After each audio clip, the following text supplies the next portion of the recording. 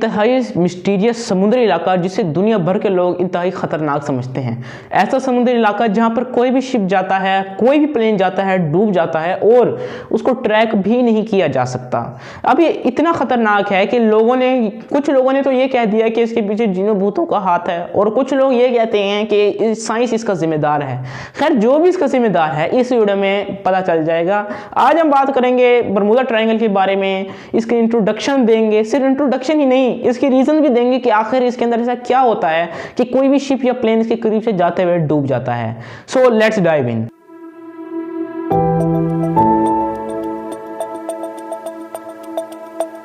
सबसे पहले इंट्रोडक्शन से शुरू करेंगे। अब इसकी इंट्रोडक्शन में सबसे पहले इसकी चीज आती है लोकेशन। अब ये नॉर्थ अटलांटिक ओशन का वेस्टर्न पार्ट है, इसकी वजह से ये इंतहाई ठंडा भी है और इसी ठंड को इसकी वजह भी करार दिया जाता है। जो इसके अंदर पूरी रात वाकयात होते हैं कि जो भी इसके अंदर शिप या प्लेन से करीब से गुजरता है वो डूब जाता है। आगे चल के बताएंगे कि किस तरह इसकी ठंड को इसका जिम्मेदार ठहराया जा सकता है। ये एक बहुत बड़ा इलाका है समुद्र का, जो कि 5 लाख स्क्वायर किलोमीटर पर फैला हुआ है, और ये इसी वजह से इतना बड़ा होने के बावजूद अब इसके अंदर इतना खतरनाक है कि अगर आप इसके 1 स्क्वायर किलोमीटर के अंदर इस इलाके के एंटर होंगे तो आपको अजीब व गरीब फिनोमेनन का सामना करना पड़ेगा, जिनमें से ये तो एक है कि शिप और प्लेन का डूब जाना।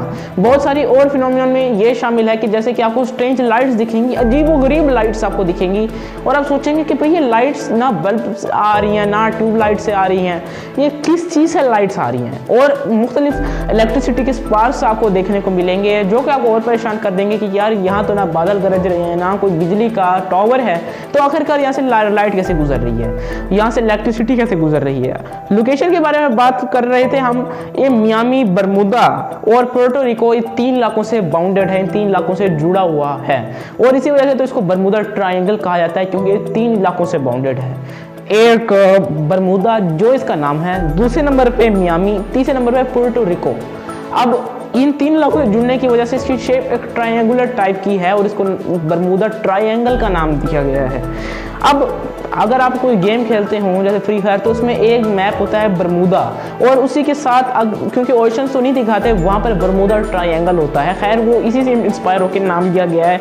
अगर कोई वो गेम खेलता है यार, लाइक करें और कमेंट में ज़रूर बताइएगा। अब पिछले सालों में बहुत सारी शिप्स और व्हीकल्स इसके अंदर डूबी हैं, जिनमें 2 के नाम, एक फ्लाइट 19, ये एक बहुत ही फेमस फ्लाइट थी जो किसी करीब से गुजरते गुजरते डूब गई और इसको ट्रैक भी ना किया जा सका, हालांकि इसका एक इंतहाई बेहतरीन जीपीएस सिस्टम भी था।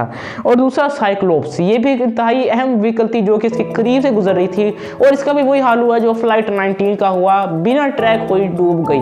अब आमतौर पे अगर कोई शिप या प्लेन के साथ कोई ऐसी चीज़ हो जाती है कि वो डूबती है या क्रैश हो जाता है कोई जहाज़, तो उसके अंदर जीपीएस सिस्टम की वजह से उसको ट्रैक किया जा सकता है कि ये कहाँ क्रैश हुआ है, ये शिप कहाँ आकर डूबी है, और ट्रैक करने के बाद जाके वहाँ पर इन्वेस्टिगेशन की जाती है। लेकिन यहाँ पर अजीब तरीन फिनोमेनन की वजह से यहाँ पर जो है आप इसको ट्रैक भी नहीं कर सकते। अब अगले सेगमेंट की तरफ बढ़ेंगे कि इसकी पॉसिबल रीजंस क्या हैं। साइंटिस्ट ने बहुत सारी थ्योरीज पेश की। अकॉर्डिंग टू मरीन एक्सपर्ट्स, वो ये कहते हैं कि यहाँ पर ठंड की वजह से ये काम होते हैं, क्योंकि ठंड की वजह से यहाँ पर ये इलाका बहुत ही घने बादलों से घिरा रहता है, बहुत ही तेज़ आंधियाँ चलती हैं, जिनकी वजह से अचानक से कोई जहाज़ डूब जाता है और उसका पता भी नहीं चलता। लेकिन इसने सिर्फ एक आंसर का जवाब दिया कि ये डूबता क्यों है, दूसरे आंसर का जवाब नहीं दिया कि भाई ये डूबने के बाद ट्रैक क्यों नहीं हो सकता। इसके अंदर से क्या खास चीज़ है कि ट्रैक भी आप उसे नहीं कर सकते। चलिए भाई, डूबना तो समझ में आता है, ये ट्रैक क्यों नहीं कर सकते। अब क्लाउड तो सिर्फ इसको शिप्स को चलना या प्लेन को उड़ने में डिफिकल्टी पेश करेंगे, उनको मैक्सिमम क्रैश करवा लेंगे या डुबा देंगे, ट्रैकिंग का क्या मसला है। जब उन्होंने ये बात सुनी, एक क्वेश्चन सुना, तो उन्होंने एक और थ्योरी पेश की कि यहाँ पर मीथेन की हाई कंसंट्रेशन है, यहाँ पर मीथेन बहुत ज़्यादा मिकदार में पाई जाती है, और उसकी कंसंट्रेशन इतनी है कि यहाँ पर अचानक से और बहुत ही बड़े बड़े वायलेंट धमाके होते हैं, जिनकी वजह से शिप्स और प्लेन कब फटते हैं पता भी नहीं चलता, और जब फटने की वजह से इनका जो जीपीएस सिस्टम है वो भी फेल हो जाता है। चलो, इसने हमारे 2 आंसर का जवाब दे दिया कि यहाँ पर जहाज डूबते क्यों हैं और डूबने के बाद ट्रैक क्यों नहीं होते हैं। चलो यार, या मीथेन ये काम कर सकती है। अगर मीथेन बहुत ही परफेक्टली तौर पे धमाके हों तो चलो ये हो सकता है।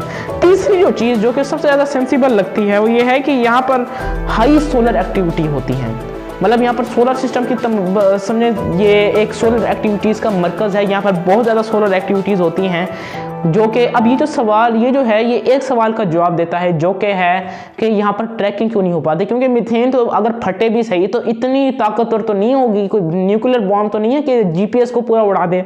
तो सोलर एक्टिविटीज का ये मरकज है, इसकी वजह से यहाँ से कनेक्टेड तमाम सैटेलाइट्स और कम्युनिकेशन सिस्टम्स जो हैं वो यहाँ से राब्ता नहीं कर पाते, क्योंकि सोलर एनर्जी है या वेव्स जो सन की तरफ से आती हैं वो इन तमाम चीज़ों का कनेक्शन तोड़ देती हैं, जिसकी वजह से जो नेविगेशनल एरर्स हैं वो यहाँ पर आम हो जाते हैं और ट्रैकिंग करना नामुमकिन हो जाता है। खैर ये तो तमाम 3 मैंने आपको रीजन बताई, बहुत सारी और रीजंस भी हो सकती हैं।